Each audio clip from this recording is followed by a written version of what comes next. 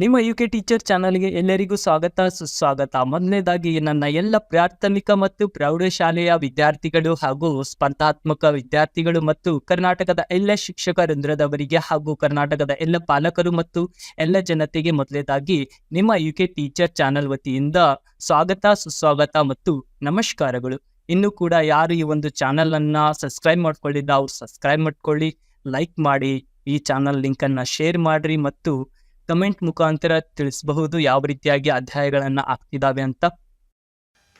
8ನೇ ತರಗತಿ ಗದ್ಯ ಭಾಗ 1ರಲ್ಲಿ ಅಧ್ಯಾಯ 1 ಬುದ್ಧನ ಸಲಹೆ ಅಂತ ನೋಡ್ತೇವೆ. ಆ ಬುದ್ಧನ ಸಲಹೆಯಲ್ಲಿ ಬರುವಂತಹ ಪ್ರಶ್ನೋತ್ತರ ಮಾಲೆಗಳನ್ನ ನಾವು ಇವತ್ತು ನೋಡೋಣಂತ. ಕೆಲವು ಪದಗಳ ಅರ್ಥದವ, ಆ ಅರ್ಥಗಳನ್ನ ತಿಳ್ಕೊಳ್ಳೋಣ. ಓಕೆ, ಮೊದ್ಲೇನ್ ಮಾಡೋಣ, ಆ ಪದಗಳ ಅರ್ಥವನ್ನ ತಿಳ್ಕೊಳ್ಳೋಣ. ಅಮೂಲ್ಯ ಅಂದ್ರೆ ಬೆಲೆ ಕಟ್ಟಲಾಗದ, ಈರ್ಷ್ಯ ಅಂದ್ರ ಅಸೂಹೆ, ಹೊಟ್ಟೆ ಕಿಚ್ಚು, ಕವಲು ಅಂದ್ರ ಭಿನ್ನತೆ, ಎರಡು ಭಾಗ ಅಂತ ನೋಡ್ತೇವೆ. ತೆಪ್ಪಗಾಗು ಅಂದ್ರ ಸುಮ್ಮನಾಗು, ಏನು ತಿಳಿಯದಾಗು ಅಂತ ನೋಡ್ತೇವೆ. ದ್ವೇಷ ಅಂದ್ರೆ ಹೆಗತನ, ವೈರತ್ವ ಅಂತ ನೋಡ್ತೇವೆ. ವರ ಅಂದ್ರ ಅನುಗ್ರಹ, ಶ್ರೇಷ್ಠ. ಸಲಹೆ ಅಂದ್ರ ಬುದ್ಧಿವಾದ, ಮಾರ್ಗದರ್ಶನ ಅಂತ ನೋಡ್ತೇವೆ. ಸ್ವಾರ್ಥ ಅಂದ್ರ ಸ್ವಪ್ರಯೋಜನೆ, ಸ್ವಹಿತ, ತನಗಾಗಿ ಅಂತ ನೋಡ್ತೇವೆ. ಅಸೂಹೆ ಅಂದ್ರ ಹೊಟ್ಟೆ ಕಿಚ್ಚು. ಉತ್ಕಟ ಅಂದ್ರ ಅಧಿಕ, ಪ್ರಬಲವಾದ. ತೆಪ್ಪಗೆ ಅಂದ್ರ ಸುಮ್ಮನೆ, ಮಾತಿಲ್ಲದೆ ಅಂತ ನೋಡ್ತೇವೆ. ದುರಾಸೆ ಅಂದ್ರ ಅತಿ ಆಸೆ, ಕೆಟ್ಟ ಬಯಕೆ ಅಂತ ನೋಡ್ತೇವೆ. ನೆರೆಹೊರೆ ಅಂದ್ರ ಸುತ್ತಮುತ್ತ ಅಂತ ನೋಡ್ತೇವೆ, ನಮ್ಮ ಸುತ್ತಮುತ್ತಲಿನ ಅಂತ ನೋಡ್ತಿರ್ತೇವೆ. ವಿಷಮಿಸು ಅಂದ್ರ ನಂಜಾಗು, ವಿಕೋಪಕ್ಕೆ ತಿರುಗು ಅಂತ ನೋಡ್ತೇವೆ. ಸುಭಿಕ್ಷೆ ಅಂದ್ರ ಒಳ್ಳೆಯ ಕಾಲ, ಸಮೃದ್ಧಿ ಕಾಲ ಅಂತ ನೋಡ್ತಿರ್ತೇವೆ ನಾವು. ಓಕೆನಾ, ಈಗ ಏನ್ ಮಾಡೋಣ ಅಂದ್ರ 2ರಲ್ಲಿ ಏನದಾವ ಅಂದ್ರ ಪ್ರಶ್ನೆಗಳದಾವ. ಈ ಪ್ರಶ್ನೆಗಳನ್ನ ನೋಡ್ತಾ ಹೋಗೋಣಂತ. ಮೊದಲ ಅ ಅಂದ್ರ ಬಿಟ್ಟ ಸ್ಥಳಗಳನ್ನು ಸೂಕ್ತ ಪದದಿಂದ ಭರ್ತಿ ಮಾಡಿರಿ ಅಂತ ಇದೆ. ಸಿದ್ಧಾರ್ಥನ ತಂದೆಯ ಹೆಸರು ಡ್ಯಾಶ್ ಅಂತ ಇದೆ. ನೋಡಿ, ಸಿದ್ಧಾರ್ಥನ ತಂದೆಯ ಹೆಸರು ಡ್ಯಾಶ್ ಅಂತ ಇದೆ ಮೊದಲನೇ ಪ್ರಶ್ನೆಯಲ್ಲಿ. ಅದರ ಉತ್ತರ ಏನಂದ್ರ ಶುದ್ಧೋಧನ ಅಂತ ನೋಡ್ತೇವೆ. ಸಿದ್ಧಾರ್ಥನ ತಂದೆ ಯಾರು? ಶುದ್ಧೋಧನ. 2ನೇ ಪ್ರಶ್ನೆ, ವತ್ಸ ಮತ್ತು ಮಗಧ ರಾಜ್ಯಗಳ ನಡುವೆ ಹರಿಯುವ ನದಿ ಯಾವುದಾಗಿದೆ? ಡ್ಯಾಶ್ ಯಾವುದಾಗಿದೆ ಅಂತ ಹೇಳಿ ನೋಡೋಣ. ಮತ್ಸ್ಯ ಮತ್ತು ಮಗಧ ರಾಜ್ಯಗಳ ನಡುವೆ ಹರಿಯುವಂತಹ ನದಿ ಯಾವುದು ಅಂದ್ರೆ ಅದು ಗಂಗಾ ನದಿ ಅಂತ ನೋಡ್ತೇವೆ. 3ನೇ ಪ್ರಶ್ನೆ, ಮತ್ಸ್ಯ ಮತ್ತು ಮಗಧ ರಾಜ್ಯಗಳ ನಡುವೆ ಶಾಂತಿ ನೆಲೆಸುವಂತೆ ಮಾಡಿದವರು ಡ್ಯಾಶ್ ಅಂತ ಇದೆ. ಹೇಳಿ ಉತ್ತರ ಏನಿದೆ ಅಂದ್ರೆ ಭಗವಾನ್ ಬುದ್ಧ ಅಂತ ನೋಡ್ತೇವೆ. ಪ್ರಶ್ನೆ 4, ಬುದ್ಧನ ಸಲಹೆ ಪಾಠದ ಆಕರ ಕೃತಿ ಡ್ಯಾಶ್ ಅಂತ ಇದೆ. ಹೇಳಿ ನೋಡೋಣ. ಬುದ್ಧನ ಸಲಹೆ ಪಾಠದ ಆಕರ ಕೃತಿ ಯಾವುದು ಅಂದ್ರ ಶತಮಾನದ ಮಕ್ಕಳ ಸಾಹಿತ್ಯ ಅಂತ ನೋಡ್ತೇವೆ. ಆ ಒಳಗೆ ನೋಡೋಣ. ಆ ಒಳಗೆ ಏನದಾವ ಅಂದ್ರ ಈ ಕೆಳಗಿನ ಪ್ರಶ್ನೆಗಳಿಗೆ ಒಂದು ವಾಕ್ಯದಲ್ಲಿ ಉತ್ತರಿಸಿ ಅಂತ ಇದೆ. ನೋಡ್ರಿ, ಪ್ರಶ್ನೆ 1, ಗಂಗಾ ನದಿ ಯಾವ ಸಮುದ್ರವನ್ನ ಸೇರುತ್ತದೆ? ಗಂಗಾ ನದಿ ಯಾವ ಸಮುದ್ರವನ್ನ ಸೇರುತ್ತದೆ? ಗಂಗಾ ನದಿ ಬಂಗಾಳ ಸಮುದ್ರವನ್ನ ಸೇರುತ್ತದೆ, ಬೇ ಆಫ್ ಬಂಗಾಲ್ ಅಂತ ನೋಡ್ತೇವೆ ನಾವು. ಓಕೆನಾ.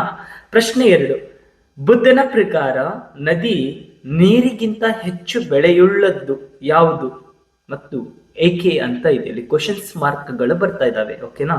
ನೋಡಿ, ಉತ್ತರ ಹೇಗೆ ಬರಿಬೇಕಂದ್ರ ಬುದ್ಧನ ಪ್ರಕಾರ ನದಿ ನೀರಿಗಿಂತ ಹೆಚ್ಚು ಬೆಳೆಯುಳ್ಳದ್ದು ಶಾಂತಿ. ಏಕೆಂದರೆ ಮನುಷ್ಯ ಸುಖವಾಗಿ ಜೀವಿಸಲು ನೀರು, ಗಾಳಿ, ಆಹಾರ ಎಲ್ಲವೂ ಮುಖ್ಯವಾದಂತೆ ಶಾಂತಿಯು ಅಷ್ಟೇ ಮುಖ್ಯವಾಗಿದೆ ಅಂತ ಹೇಳ್ತಾರೆ. 3ನೇ ಪ್ರಶ್ನೆ, ಬುದ್ಧ ದೇವನು ಹೇಳುವಂತೆ ಜೀವನದಲ್ಲಿ ಸುಖ ಶಾಂತಿ ಸಿಗಬೇಕಾದರೆ ಏನು ಮಾಡಬೇಕು? ಉತ್ತರ ನೋಡಿ, ಬುದ್ಧ ದೇವನು ಹೇಳುವಂತೆ ಜೀವನದಲ್ಲಿ ಸುಖ ಶಾಂತಿ ಸಿಗಬೇಕಾದರೆ ಮಾನವರು ಪರಸ್ಪರ ಹಂಚಿಕೊಳ್ಳುವ ಗುಣ ಹೊಂದಬೇಕು ಅಂತ ಹೇಳ್ತಾರೆ. 4ನೇ ಪ್ರಶ್ನೆ, ಮತ್ಸ್ಯ ಮತ್ತು ಮಗಧ ರಾಜ್ಯದವರು ಯುದ್ಧವನ್ನು ಏಕೆ ನಿಲ್ಲಿಸಿದರು ಅಂತ ಇದೆ. ನೋಡಿ, ಉತ್ತರ ಏನಿದೆ ಅಂದ್ರ ಬುದ್ಧದೇವನು ಬೋಧಿಸಿದ ಶಾಂತಿಯ ಮಹತ್ವ ಅರಿತು ಮತ್ಸ್ಯ ಮತ್ತು ಮಗಧ ರಾಜ್ಯದವರು ಯುದ್ಧವನ್ನ ನಿಲ್ಲಿಸಿದರು ಅಂತ ನೋಡ್ತೇವೆ. ಈ ಒಳಗ ಈ ಕೆಳಗಿನ ಪ್ರಶ್ನೆಗಳಿಗೆ ನಾವು 3-4 ವ್ಯಾಖ್ಯೆಗಳಲ್ಲಿ ಉತ್ತರಿಸಬೇಕಾಗ್ತೈತಿ. ಓಕೆನಾ. ನೋಡ್ರಿ, ಪ್ರಶ್ನೆ 1ರಲ್ಲಿ ಯಾವ್ದಿದೆ ಅಂದ್ರೆ ಪ್ರಶ್ನೆ, ಮತ್ಸ್ಯ ಮತ್ತು ಮಗಧ ರಾಜ್ಯದ ಜನರು ಗಂಗಾ ನದಿಯನ್ನು ತಾಯಿಯಂತೆ ಏಕೆ ಪೂಜಿಸುತ್ತಿದ್ದರು ಅಂತ ನೋಡ್ತೇವೆ. ಓಕೆನಾ. ಇದರ ಒಂದು ಉತ್ತರ ನಾವು ನೋಡ್ತಾ ಹೋದ್ರ ಮಗಧ ರಾಜ್ಯದ ನಡುವೆ ಗಂಗಾ ನದಿ ಹರಿಯುತ್ತಿತ್ತು. ಈ ನದಿಯು ನೀರಿನಿಂದ 2 ರಾಜ್ಯಗಳ ನೆಲ ಸಸ್ಯ ಶ್ಯಾಮಲವಾಗಿತ್ತು. ಎತ್ತ ನೋಡಿದರೂ ಹಸಿರು ತುಂಬಿ ಬೆಳೆ ಬೆಳೆದು ಸುಭಿಕ್ಷದಿಂದ ಜನರು ಸುಖವಾಗಿ. ಕಾರಣ ಮತ್ಸ್ಯ ಮತ್ತು ಮಗಧ ರಾಜ್ಯ ಜನರು ಗಂಗಾ ನದಿಯನ್ನ ತಾಯಿಯಂತೆ ಪೂಜಿಸುತ್ತಿದ್ದರು ಅಂತ ನಾವಿಲ್ಲಿ ನೋಡಬಹುದು. ಎರಡನೇ ಪ್ರಶ್ನೆಯಲ್ಲಿ ನೋಡ್ತಾ ಹೋದ್ರೆ, ಎರಡನೇ ಪ್ರಶ್ನೆಯಲ್ಲಿ ಯಾವ್ದಿದೆ ಅಂದ್ರೆ, ಮತ್ಸ್ಯ ಮತ್ತು ಮಗಧ ರಾಜ್ಯಗಳ ನಡುವೆ ದ್ವೇಷ ಏಕೆ ಹೆಚ್ಚಾಯಿತು ಅಂತ ನೋಡ್ತೇವೆ. ಮತ್ಸ್ಯ ಮತ್ತು ಮಗಧ ರಾಜ್ಯಗಳ ನಡುವೆ ದ್ವೇಷ ಏಕೆ ಹೆಚ್ಚಾಯಿತು ಪ್ರಶ್ನೆ 2ರಲ್ಲಿ. ಇದರ ಒಂದು ಉತ್ತರ ಏನಿದೆ ಅಂದ್ರ, ಗಂಗಾ ನದಿಯ ಮೇಲೆ ತಮ್ಮ ಸಂಪೂರ್ಣ ಅಧಿಕಾರ ಸ್ಥಾಪಿಸಲು ಸಲುವಾಗಿ ವತ್ಸ ಮತ್ತು ಮಗಧ ರಾಜ್ಯಗಳ ಜನರಲ್ಲಿ ಕ್ರಮೇಣ ಏನಾಗ್ತಿತ್ತಂದ್ರ ಅವರ ಒಳಗೊಂದು ಸ್ವಾರ್ಥ ಆವರಿಸಿತ್ತು. ಈ ಕಾರಣದಿಂದಾಗಿ 2 ರಾಜ್ಯಗಳ ನಡುವೆ ದ್ವೇಷ ಹೆಚ್ಚಾಯಿತು ಅಂತ ನಾವು ಇಲ್ಲಿ ಉತ್ತರ ನೋಡಬಹುದು. ಮೂರನೇ ಒಂದು ಪ್ರಶ್ನೆ, ಬುದ್ಧನು ಹೇಳುವಂತೆ ದ್ವೇಷ ದುಃಖವನ್ನು ಹೇಗೆ ಹೆಚ್ಚಿಸುತ್ತದೆ ಅಂತ ಇದೆ. ಇದರ ಉತ್ತರವನ್ನ ನೋಡೋಣ. ಬುದ್ಧನು ಹೇಳುವಂತೆ, ನೀವು ದ್ವೇಷದಿಂದ ದ್ವೇಷವನ್ನು ಜಯಿಸಲು ಹೋದರೆ ಕೊನೆಗೆ ನಿಮಗೆ ಉಳಿಯುವುದು ಈರ್ಷೆ. ಇವುಗಳಿಂದ ಜೀವಿಗಳಿಗೆ ದುಃಖವೇ ಹೊರತು ಸುಖವಲ್ಲ. ಈಗ ಸುಖವಾಗಿರುವ ನೀವು ದುಃಖ ತಂದುಕೊಳ್ಳುವ ಮಾರ್ಗ ಇದು ಎಂದರು. ಯಾರು? ಬುದ್ಧನು. ಓಕೆನಾ. 4ನೇ ಪ್ರಶ್ನೆ ನೋಡೋಣ. ಬುದ್ಧದೇವನು ವತ್ಸ ಮತ್ತು ಮಗಧ ರಾಜ್ಯಗಳ ನಡುವಿನ ಯುದ್ಧವನ್ನು ಏಕೆ ತಪ್ಪಿಸಿದನು? ಓಕೆ, ಇದರ ಒಂದು ಉತ್ತರವನ್ನ ನೋಡೋಣ. ಸರ್ವರಿಗೂ ಮೀಸಲಾಗಿರುವ ನೆಲ ಜಲಗಳನ್ನು ಹಂಚಿಕೊಂಡಾಗ ಮಾನವರು ವಿವೇಕವನ್ನು ಕಳೆದುಕೊಂಡು ಯುದ್ಧಕ್ಕೆ ಸನ್ನದ್ಧರಾಗುತ್ತಾರೆ. ಈ ಯುದ್ಧಗಳಿಂದ ಅಪಾರ ಸಾವು ನೋವು ಉಂಟಾಗಿ ಬದುಕು ನರಕವಾಗಿ ಬಿಡುತ್ತದೆ ಎಂಬ ಸತ್ಯವನ್ನು ಮರೆತು ಬಿಡುತ್ತಾರೆ. ಅದಕ್ಕಾಗಿ ಬದುಕಲು ಗಾಳಿ, ನೀರು, ಆಹಾರದಂತೆ ಸುಖ, ಶಾಂತಿ, ನೆಮ್ಮದಿ ಅಗತ್ಯವಾಗಿ ಬೇಕು ಎಂದು ಅರಿತ ಬುದ್ಧದೇವನು ಯುದ್ಧವನ್ನ ಏನ್ ಮಾಡ್ತಾರಂದ್ರ ತಪ್ಪಿಸಿದನು ಅಂತ ನಾವಿಲ್ಲಿ ನೋಡ್ತೇವೆ. ಓಕೆನಾ. ಈಗ ಈ ಅಂತ ಬರುತ್ತೆ. ಈ ಕೆಳಗಿನ ಪ್ರಶ್ನೆಗಳಿಗೆ 8-10 ವಾಕ್ಯಗಳಲ್ಲಿ ಉತ್ತರಿಸಿ ಅಂತ ಇದೆ. ಓಕೆನಾ. 1ನೇ ಪ್ರಶ್ನೆ ಯಾವ್ದಿದೆ ಅಂದ್ರ, ವತ್ಸ ಮತ್ತು ಮಗಧ ರಾಜ್ಯಗಳು ಯುದ್ಧ ಮರೆತು ಶಾಂತಿಯಿಂದ ನೆಲೆಸಿದ್ದು ಹೇಗೆ ಅಂತ ಇದೆ. ಇದರ ಉತ್ತರ ನೋಡೋಣ. ನೋಡಿ ಬನ್ನಿ. ವತ್ಸ ಮತ್ತು ಮಗಧ ರಾಜ್ಯಗಳು ಗಂಗಾ ನದಿಯ ಮೇಲೆ ತಮ್ಮ ಹಕ್ಕು ಸ್ಥಾಪಿಸಲು ಸಲುವಾಗಿ ಏನ್ ಮಾಡ್ತಾರಂದ್ರೆ ದ್ವೇಷ, ಅಸೂಯೆಗಳಿಂದ ಪರಸ್ಪರ ಹೋರಾಟಕ್ಕೆ ಸಿದ್ಧರಾದರು. ಆ ಸಮಯದಲ್ಲಿ ಬುದ್ಧದೇವನು ಆಗಮಿಸಿ ಇಬ್ಬರು ರಾಜ್ಯ ಮಂತ್ರಿಗಳಿಗೆ ನದಿಯ ನೀರು ಮಾನವನ ರಕ್ತಗಳಲ್ಲಿ ಯಾವುದಕ್ಕೆ ಬೆಲೆ ಹೆಚ್ಚು ಎಂದು ಕೇಳಿದರು. ಆಗ ಮಂತ್ರಿಗಳು ರಕ್ತವೆಂಬ ಉತ್ತರ ಕೊಟ್ಟರು. ಹಾಗಾದರೆ ನದಿ ನೀರಿಗಾಗಿ ಅತ್ಯಮೂಲ್ಯವಾದ ರಕ್ತ ಹರಿಸಲು ಏಕೆ ಸಿದ್ಧರಾಗಿದ್ದೀರಿ? ಜೀವಿಸಲೇಬೇಕೆಂದ ಮೇಲೆ ಸಾಯಲಿಕ್ಕೆ ಯುದ್ಧವನ್ನು ಆರಿಸಿಕೊಂಡಿದ್ದೀರಿ. ಇವೆಲ್ಲವನ್ನು ಬಿಟ್ಟು ಶಾಂತಿ ಬೆಳೆಸಿಕೊಳ್ಳಿ, ವಿವೇಕದಿಂದ ವರ್ತಿಸಿರಿ. ಪ್ರಕೃತಿ ಸಂಪತ್ತನ್ನು ಹಂಚಿಕೊಂಡಾಗ ಎಲ್ಲರಿಗೂ ಸುಖ ಶಾಂತಿ ಸಿಗುತ್ತದೆ ಎಂದು ಬುದ್ಧದೇವ ತಿಳಿಸಿದಾಗ ವತ್ಸ ಮತ್ತು ಮಗಧ ರಾಜ್ಯಗಳು ಯುದ್ಧ ಮರೆತು ಶಾಂತಿಯಿಂದ ನೆಲೆಸಿದರು ಅಂತ ಇಷ್ಟು ನಾವು 8-10 ವಾಕ್ಯದಲ್ಲಿ ನಾವು ಉತ್ತರಿಸಬಹುದು. ಓಕೆನಾ. ಮತ್ತೆ 2ನೇ ಪ್ರಶ್ನೆ ಯಾವ್ದಿದೆ ಅಂದ್ರ, ಬದುಕಿನಲ್ಲಿ ಸುಖ ಶಾಂತಿ ನೆಮ್ಮದಿಗಳನ್ನು ಕಂಡುಕೊಳ್ಳುವುದು ಹೇಗೆ? ಚರ್ಚಿಸಿ ಅಂತ ಇದೆ. ನೋಡ್ರಿ ಬನ್ರಿ ಚರ್ಚಿಸೋಣ. ಅದರ ಉತ್ತರ ನೋಡೋಣ. ಬದುಕಿನಲ್ಲಿ ಸುಖ ಶಾಂತಿ ನೆಮ್ಮದಿಗಳನ್ನು ಕಂಡುಕೊಳ್ಳಲು ಮಾನವರು ಕೊಡಮಾಡಿದ ಪ್ರಾಕೃತಿಕ ಸಂಪತ್ತನ್ನು ಬಳಸಿಕೊಂಡು ಸಮೃದ್ಧಿಯ ಜೀವನ ನಡೆಸಬೇಕು. ಇಲ್ಲದಿದ್ದರೆ ಸ್ವಾರ್ಥ, ದ್ವೇಷ ತುಂಬಿದ ದುರಾಸೆ ಬದುಕು ನಮ್ಮನ್ನು ನಾಶ ಮಾಡುತ್ತದೆ. ಎಲ್ಲ ಕಾಲದಲ್ಲಿಯೂ ಪರಿಸ್ಥಿತಿಯನ್ನು ಅರಿತು ಬದುಕಬೇಕು. ಒಳಿತು ಕೆಡಕುಗಳ ಬಗ್ಗೆ ತಾಳ್ಮೆಯಿಂದ ತೀರ್ಮಾನ ಕೈಗೊಳ್ಳಬೇಕು. ಪರಸ್ಪರ ಹಂಚಿಕೊಂಡು ತಿನ್ನುವ, ಇನ್ನೊಬ್ಬರ ಕಷ್ಟದಲ್ಲಿ ಭಾಗಿಯಾಗುವ, ವಿವೇಕದಿಂದ ವರ್ತಿಸುವ, ಸೌಹಾರ್ದಯುತವಾಗಿ ಬಾಳುವ, ಶಾಂತಿಯು ನೆಲೆಸುವಂತೆ ಮಾಡುವುದರಿಂದ ಬದುಕಿನಲ್ಲಿ ಸುಖ ಶಾಂತಿ ನೆಮ್ಮದಿಗಳನ್ನು ಕಂಡುಕೊಳ್ಳಬಹುದು ಅಂತ ನಾವಿಲ್ಲಿ ನೋಡಬಹುದು. ಒಳಗ ಸಂದರ್ಭದೊಡನೆ ವಿವರಿಸಿ ಅಂತ ಇದೆ. ಮೊದಲನೆಯ ಸಂದರ್ಭ ಯಾವ್ದಿದೆ ಅಂದ್ರ ಮನುಷ್ಯನ ರಕ್ತ ನದಿ ನೀರಿಗಿಂತ ಬೆಳೆಯುಳ್ಳದ್ದು ಅಂತ ನೋಡ್ತೇವೆ. ಆಯ್ಕೆ ಈ ವ್ಯಾಖ್ಯವನ್ನ ನಿರುಪಮಾ ಅವರು ಬರೆದಿರುವ ಶತಮಾನದ ಮಕ್ಕಳ ಸಾಹಿತ್ಯ ಎಂಬ ಕೃತಿಯಿಂದ ಆಯ್ದ ಬುದ್ಧನ ಸಲಹೆ ಎಂಬ ಗದ್ಯ ಭಾಗದಿಂದ ಆರಿಸಿಕೊಳ್ಳಲಾಗಿದೆ. ಸಂದರ್ಭ ನೋಡ್ರಿ, ಈ ಮಾತನ್ನು ವಸ್ಯ ಮತ್ತು ಮಗಧ ರಾಜ್ಯದ ಜನರು ಭಗವಾನ್ ಬುದ್ಧ ದೇವನಿಗೆ ಹೇಳುತ್ತಾರೆ. ಎರಡು ರಾಜ್ಯದ ಜನರು ನದಿ ನೀರಿಗಾಗಿ ಯುದ್ಧಕ್ಕೆ ಸಿದ್ಧರಾದಾಗ ಬುದ್ಧನು ನದಿ ನೀರು, ಮಾನವನ ರಕ್ತ ಇವೆರಡರಲ್ಲಿ ಯಾವುದಕ್ಕೆ ಹೆಚ್ಚು ಬೆಲೆ ಇದೆ ಎಂದು ಪ್ರಶ್ನಿಸಿದಾಗ ಎರಡು ರಾಜ್ಯದ ಜನರು ಮನುಷ್ಯನ ರಕ್ತ ನದಿ ನೀರಿಗಿಂತಲೂ ಬೆಲೆಯುಳ್ಳದ್ದು ಅಂತ ಹೇಳ್ತಾರೆ ಎಂದು ತಿಳಿಸುವ ಸಂದರ್ಭದಲ್ಲಿ ಮನುಷ್ಯನ ರಕ್ತ ನದಿ ನೀರಿಗಿಂತ ಬೆಲೆಯುಳ್ಳದ್ದು ಅಂತ ಈ ಮೇಲಿನ ಒಂದು ಮಾತು ಇಲ್ಲಿ ಬಂದಿದೆ ಅಂತ ನಾವಿಲ್ಲಿ ನೋಡ್ತೇವೆ. ಓಕೆನಾ? ಈಗ ಎರಡನೆಯ ಸಂದರ್ಭ, ನೀವು ಜೀವಿಸಬೇಕೆಂದಿದ್ದೀರಲ್ಲವೇ ಮತ್ತೆ ಸಾಯಲಿಕ್ಕೆ ಸಿದ್ಧರಾಗಿದ್ದೀರಿ ಅಂತ ಇದೆ. ಇದರ ಒಂದು ಆಯ್ಕೆ ನೋಡೋಣ. ಈ ವ್ಯಾಖ್ಯವನ್ನ ನಿರುಪಮಾ ಅವರು ಬರೆದಿರುವ ಶತಮಾನದ ಮಕ್ಕಳ ಸಾಹಿತ್ಯ ಎಂಬ ಕೃತಿಯಿಂದ ಆಯ್ದು ಬುದ್ಧನ ಸಲಹೆ ಎಂಬ ಗದ್ಯಭಾಗದಿಂದ ಆರಿಸಿಕೊಳ್ಳಲಾಗಿದೆ. ಸಂದರ್ಭ, ಈ ಮಾತನ್ನು ಭಗವಾನ್ ಬುದ್ಧ ದೇವನು ವಸ್ಯ ಮತ್ತು ಮಗಧ ರಾಜ್ಯದ ಜನರಿಗೆ ಹೇಳುತ್ತಾರೆ. ಪ್ರಕೃತಿ ಸರ್ವ ಮಾನರಿಗೂ ನೀಡಿರುವ ಎಲ್ಲ ವಸ್ತುಗಳನ್ನು ಸಮಾನವಾಗಿ ಹಂಚಿಕೊಂಡಾಗ ಎಲ್ಲರಿಗೂ ಸುಖ ಶಾಂತಿ ಸಿಗುತ್ತದೆ. ಪ್ರಕೃತಿ ಜೀವಿಗಳಿಗೆ ವರವೇ ಹೊರತು ಶಾಪವಲ್ಲ ಎಂದು ಬುದ್ಧನು ತಿಳಿಸುವ ಸಂದರ್ಭದಲ್ಲಿ ಈ ಮೇಲಿನ ಮಾತು ಬಂದಿದೆ ಅಂತ ನಾವಿಲ್ಲಿ ನೋಡಬಹುದು. ಮೂರನೆಯ ಒಂದು ಸಂದರ್ಭ ಯಾವ್ದಿದೆ ಅಂದ್ರೆ, ಮೂರನೇ ಸಂದರ್ಭ ಪ್ರಕೃತಿ ಜೀವಿಗಳಿಗೆ ವರವೇ ಹೊರತು ಶಾಪವಲ್ಲ ಅಂತ ನೋಡ್ತೇವೆ. ಆಯ್ಕೆ ಈ ವ್ಯಾಖ್ಯವನ್ನ ನಿರುಪಮಾ ಅವರು ಬರೆದಿರುವ ಶತಮಾನದ ಮಕ್ಕಳ ಸಾಹಿತ್ಯ ಎಂಬ ಕೃತಿಯಿಂದ ಆಯ್ದು ಬುದ್ಧನ ಸಲಹೆ ಎಂಬ ಗದ್ಯಭಾಗದಿಂದ ಆರಿಸಿಕೊಳ್ಳಲಾಗಿದೆ. ಸಂದರ್ಭ, ಈ ಮಾತನ್ನು ಭಗವಾನ್ ಬುದ್ಧ ದೇವನು ವಸ್ಯ ಮತ್ತು ಮಗಧ ರಾಜ್ಯದ ಜನರಿಗೆ ಹೇಳುತ್ತಾರೆ. ಪ್ರಕೃತಿ ಸರ್ವ ಮಾನರಿಗೂ ನೀಡಿರುವ ಎಲ್ಲ ವಸ್ತುಗಳನ್ನು ಸಮಾನವಾಗಿ ಹಂಚಿಕೊಂಡಾಗ ಎಲ್ಲರಿಗೂ ಸುಖ ಶಾಂತಿ ಸಿಗುತ್ತದೆ.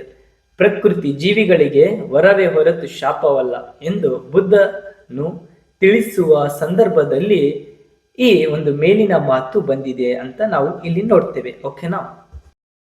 3 ಭಾಷಾಭ್ಯಾಸ ಅಂತ ನೋಡ್ತೇವೆ. ಏನು ಭಾಷಾಭ್ಯಾಸ ಅಂತ ಬರ್ತೈತಿ. ಅದರ ಒಳಗ ಅ ಅಂತ ಬಂದೈತಿ. ಸ್ವರಾಕ್ಷರಗಳಿಂದ ಆರಂಭಗೊಳ್ಳುವ ಪದಗಳನ್ನು ಬುದ್ಧನ ಸಲಹೆ ಪಾಠದಿಂದ ಆಯ್ದು ಅವುಗಳನ್ನ ಅಕಾರಾದಿಯಾಗಿ ನಾವು ಏನ್ ಮಾಡ್ಬೇಕು, ಜೋಡಿಸಿ ಬರಿಬೇಕು. ಅಂದ್ರ ಅದಿಂದ ಔತನ ಬಂದಂತಹ ಕೆಲವು ಏನಿರ್ತಾವಲ್ಲ ಅಂದ್ರ ಅಕಾರದಿಯಾಗಿ ಇರುವಂತಹ ಜೋಡಣೆಯನ್ನ ಮಾಡ್ಬೇಕು. ನಾವೀಗ ಹ್ಯಾಂಗ್ ಮಾಡೋದಂದ್ರ ಇಲ್ಲಿ ಉದಾಹರಣೆಗೆ ನೋಡ್ತಾ ಹೋಗೋಣಂತ ಬನ್ನಿ.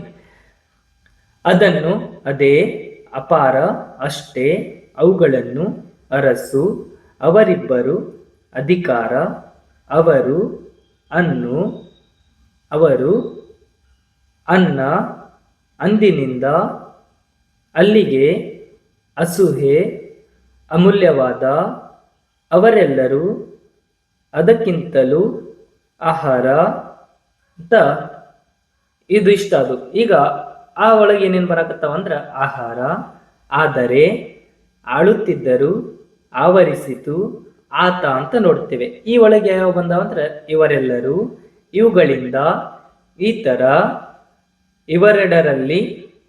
ಈಗ ದೊಡ್ಡ ಈ ಒಳಗ ಈ ಬಂದೈತಿ, ಈಗ ಅಂತ ನೋಡ್ತೇವೆ. ಹೂ ಒಳಗ ಉತ್ತ, ವಿತ್ತರು, ಉಂಟಾಯಿತು, ಉಪಯೋಗ, ಊರಿಗೆ ಅಂತ ನೋಡ್ತೇವೆ.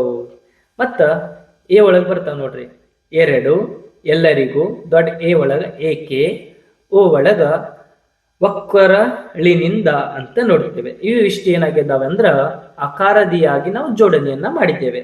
ಈಗ ಆ ಒಳಗೆ ಏನೈತಂದ್ರ ಬುದ್ಧನ ಸಲಹೆ ಪಾಠದಲ್ಲಿ ಅನುಸ್ವಾರ ವಿಸರ್ಗಗಳಿಂದ ಕೂಡಿರುವಂತಹ ಪದಗಳನ್ನು ಆಯ್ದು ಬರಿಬೇಕಾಗೈತಿ. ಓಕೆನಾ? ವಿಸರ್ಗ ಅಂದ್ರ ನಮ್ಮ ಕನ್ನಡ ವರ್ಣಮಾಲೆಯಲ್ಲಿ 3 ಭಾಗಗಳು ನೋಡ್ತೇವೆ. ಒಂದು 3 ಪ್ರಕಾರಗಳು ನೋಡ್ತೇವೆ. ಯಾವ್ಯಾವ ಅಂದ್ರ ಇದು ಸ್ವರಗಳು, ವ್ಯಂಜನಗಳು ಮತ್ತು ಯೋಗವಾಹಗಳು ಅಂತ ನೋಡ್ತೇವೆ. ಯೋಗವಾಹಗಳಲ್ಲಿ 2 ಬರ್ತಾವ್. ಯಾವಂದ್ರ ಒಂದು ಅನುಸ್ವಾರ, ಇನ್ನೊಂದು ವಿಸರ್ಗ ಅಂತ ನೋಡ್ತೇವೆ. ಓಕೆನಾ? ಇಲ್ಲಿ ಆ ಅಕ್ಷರಗಳನ್ನ ಬರಿಬೇಕು ನಾವೀಗ. ನೋಡ್ರಿ, ಉದಾಹರಣೆಗೆ ಗಂಗಾ, ಒಂದು, ದುಃಖ, ಪುನಂ, ಹಿಂದಿನ, ಕಪಿಲವಸ್ತುವೆಂಬ ಶಾಕ್ಯರೆಂಬ ಎಂಬ ನಂತರ ಬಂಗಾಳ ಇಂದ ಅಂತೆ ತುಂಬಿ ಸಂಪೂರ್ಣ ಉಂಟಾಯಿತು ಬಂದ ನಿಂತುಕೊಂಡ ಮಂತ್ರಿ ಎಂದು ಶಾಂತಿ ತಂದುಕೊಂಡು ಅಂದಿನಿಂದ ಸ್ನೇಹದಿಂದ ಅಂತ ಹೀಗೆ ನಾವು ಏನು ಬರೆದಿದ್ದೇವೆ, ಅನುಸ್ವಾರ ವಿಸರ್ಗಗಳಿಂದ ಕೂಡಿರುವಂತಹ ಪದಗಳನ್ನು ಆಯ್ದು ಇಲ್ಲಿ ಬರೆದಿದ್ದೇವೆ. ಈ ಒಳಗೆ ನೋಡೋಣ. ಪ್ರಸ್ತುತ ಪಾಠದಲ್ಲಿ ಸ ಶ ಶ ಅಂತ ನೋಡ್ತೇವೆ. ಅಕ್ಷರಗಳಿಗಿರುವ ಪದಗಳನ್ನು ಪಟ್ಟಿ ಮಾಡಿ ಅವುಗಳನ್ನು ಸ್ಪಷ್ಟವಾದಂತಹ ಉಚ್ಚಾರವನ್ನ ಅಭ್ಯಾಸವನ್ನ ಮಾಡ್ಬೇಕು ನೀವೆಲ್ಲರೂ. ಓಕೆನಾ? ಉದಾಹರಣೆಗೆ ನೋಡೋಣ ಯಾವ್ಯಾವದ ಅಂದ್ರ ಸಸ್ಯ ಶ್ಯಾಮಲೆ, ಸನ್ಯಾಸ, ದೇಶ, ಸುಖ, ಶಾಂತಿ, ಈರ್ಷೆ, ಸಮೀಪ, ಸಮುದ್ರ, ಸೇರುತ್ತದೆ, ವಸ್ಯ, ಸಸ್ಯ, ಹಸಿರು, ಸ್ವಾರ್ಥ, ಆವರಿಸು, ಸೈನ್ಯ, ಸ್ವಲ್ಪ, ಕೇಳಿಸು, ಅಸೂಹೆ, ಅವಶ್ಯಕ, ನಾಶ, ಮನುಷ್ಯ, ಅಷ್ಟೇ, ಜೀವಿಸು, ಸಮಾನ, ಕಪಿಲವಸ್ತು, ಸತ್ಯ, ನಮಸ್ಕರಿಸು, ದೇಶ, ಕಾಶಿ, ದಕ್ಷಿಣ, ವಿಷ, ಸುಭಿಕ್ಷೆ, ದುರಾಸೆ, ಸಿದ್ಧ, ಶುದ್ಧೋಧನ, ಇನ್ನೂ ಹಲವಾರು ಪದಗಳನ್ನು ನಾವು ಇಲ್ಲಿ ತೆಗಿಬಹುದು. ಇದು ಉದಾಹರಣೆಗೆ ಎಷ್ಟು ಸಾಕು. ಓಕೆ, ಈ ಕೆಳಗಿನ ಪದಗಳಿಗೆ ವಿರುದ್ಧಾರ್ಥಕ ಬರೆಯಿರಿ. ದೊಡ್ಡ ಈ ಒಳಗೇನದಾವ ಅಂದ್ರ ಈ ಕೆಳಗೆ ನೀಡಿರುವಂತಹ ಪದಗಳಿಗೆ ವಿರುದ್ಧಾರ್ಥಕ ಪದಗಳನ್ನು ನಾವು ಬರಿಬೇಕು. ಓಕೆನಾ? ನೋಡ್ರಿ, ಮೌಲ್ಯ, ಸುಖ, ವರ, ಮತ್ತ ಸತ್ಯ, ಪವಿತ್ರ, ಸ್ವಾರ್ಥ ಅಂತ ನೋಡ್ತೇವೆ. ಇದಕ್ಕೆ ನಾವು ವಿರುದ್ಧಾರ್ಥಕ ಪದಗಳನ್ನ ಬರಿಬೇಕು. ನೋಡ್ರಿ, ಮೌಲ್ಯ ಅಂದ್ರ ಅಪಮೌಲ್ಯ, ಸುಖ ಅಂದ್ರ ದುಃಖ, ವರ ಅಂದ್ರ ಶಾಪ, ಸತ್ಯ ಅಂದ್ರ ಅಸತ್ಯ, ಪವಿತ್ರ ಅಂದ್ರ ಅಪವಿತ್ರ, ಸ್ವಾರ್ಥ ಅಂದ್ರೆ ನಿಸ್ವಾರ್ಥ ಅಂತ ಇಷ್ಟು ವಿರುದ್ಧಾರ್ಥಕ ಪದಗಳನ್ನ ನಾವಿಲ್ಲಿ ನೋಡ್ತೇವೆ. ಇದೇ ರೀತಿಯಾಗಿ ಹೂ ಬರುತ್ತೆ. ಹೂ ಒಳಗೆ ಏನೇನೈತಂದ್ರ ಈ ಕೆಳಗಿನ ಪದಗಳನ್ನು ಸ್ವಂತ ವಾಕ್ಯದಲ್ಲಿ ಉಪಯೋಗಿಸಿರಿ ಅಂತ ಇದ್ದೇವೆ. ಹಿಂಜರಿಕೆ, ವಿವೇಕ, ಸ್ವಾರ್ಥ, ಸುಖ, ಶಾಂತಿ, ಸುಭಿಕ್ಷೆ, ಸಸ್ಯ ಶ್ಯಾಮಲ ಅಂತ ನೋಡ್ತೇವೆ ನಾವು. ಇದನ್ನ ನಾವೇನ್ ಮಾಡ್ಬೇಕಂದ್ರೆ ನಮ್ಮ ಸ್ವಂತ ವಾಕ್ಯದಲ್ಲಿ ನಾವು ಬರಿಬೇಕು. ಹ್ಯಾಂಗಂದ್ರ ನೋಡ್ರಿ, ಒಂದೇದು ಹಿಂಜರಿಕೆ. ಕೆಲವು ಮಕ್ಕಳು ಹಿರಿಯರ ಮುಂದೆ ಮಾತನಾಡಲು ಏನ್ ಮಾಡ್ತಾರೆ, ಹಿಂಜರಿಯುತ್ತಾರೆ ಅಂತ ನೋಡ್ತೇವೆ. ಅಥವಾ ನಾವು ಈ ರೀತಿಯಾಗಿ ಕೂಡ ಬರಿಬಹುದು. ಕೆಲವು ಮಕ್ಕಳು ಶಿಕ್ಷಕರ ಮುಂದೆ ಪಾಠ ಓದಲು ಹಿಂಜರಿಯುತ್ತಾರೆ ಅಂತ ಕೂಡ ನಾವು ಬರಿಬಹುದು. ಓಕೆನಾ? ಎರಡನೇದು ವಿವೇಕ. ವಿದ್ಯೆ ಇದ್ದವರಿಗೆ ವಿವೇಕ ಏನಾಗಿರುತ್ತೆ, ಹೆಚ್ಚಾಗಿರುತ್ತದೆ ಅಂತ ನೋಡ್ತೇವೆ. ಮೂರನೇದು ಸ್ವಾರ್ಥ. ಕೆಲವರು ತಮ್ಮ ಸ್ವಾರ್ಥಕ್ಕಾಗಿ ಕೆಟ್ಟ ಕೆಲಸಗಳನ್ನ ಮಾಡ್ತಿರ್ತಾರೆ. ಅಂದ್ರ ಕೆಲವರು ತಮ್ಮ ಸ್ವಾರ್ಥಕ್ಕಾಗಿ ಕೆಟ್ಟ ಕೆಲಸ ಮಾಡುತ್ತಾರೆ ಅಂತ ನೋಡ್ತೇವೆ. ನಾಲ್ಕನೇದು ಸುಖ ಶಾಂತಿ ಅಂತ ನೋಡ್ತೇವೆ. ಯಾವುದು? ಸುಖ ಶಾಂತಿ. ಸಂಸಾರದಲ್ಲಿ ಯಾವತ್ತು ಏನಿರ್ಬೇಕಂದ್ರ ಸುಖ ಶಾಂತಿ ಇರಬೇಕು. ನೋಡ್ರಿ, ಸುಖ ಶಾಂತಿ ಅಂದ್ರೆ ಸಂಸಾರದಲ್ಲಿ ಸುಖ ಶಾಂತಿ ಇರಬೇಕು. ಸುಖ ಶಾಂತಿ ಎಲ್ಲಿರ್ಬೇಕು? ಸಂಸಾರದಲ್ಲಿ ಸುಖ ಶಾಂತಿ ಇರಬೇಕು. ಇಲ್ಲ ಅಂದ್ರ ಅಶಾಂತಿ ಉಂಟಾಗ್ತೈತೆ ಅಲ್ಲಿ. ಓಕೆನಾ? ಐದನೇದ್ ನೋಡ್ರಿ, ಸುಭಿಕ್ಷೆ ಅಂತ ನೋಡ್ತೇವೆ.